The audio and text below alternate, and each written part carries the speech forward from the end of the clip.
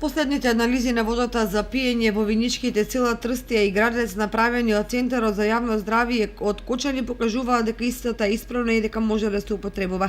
Директорот на јавното претпријатие Солидарност од Виница Игор Спасевски информираше дека напорите што биле вложени за испитување на исправноста на водата во овие две села биле оправдани. Последните две анализи покажуваат дека квалитетот на водата е на едно добро ниво со исклучок на одредени села, едно или две села.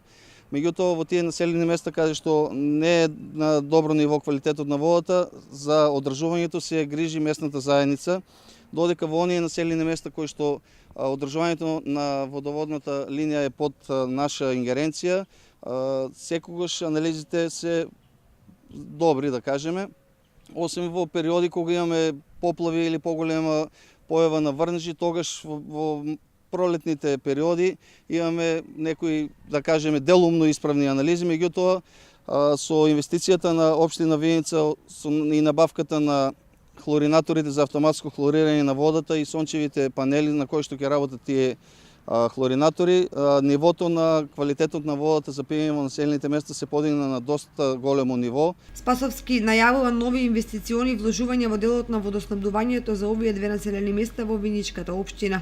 За 100% исправност на водата за пиење во сите населени места е потребна изградба на филтер станица. И останува уште изградбата на филтер станица во село Трсино, за која што веќе се одобрени средства, се очекува во секое време да се распише тендерот и да се избере понудувач кој ќе изработи филтер станицата.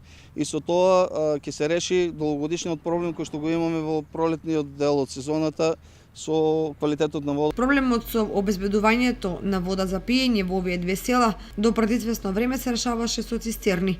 Во село Градец живеат 1200 жители, додека во село Трстија 120.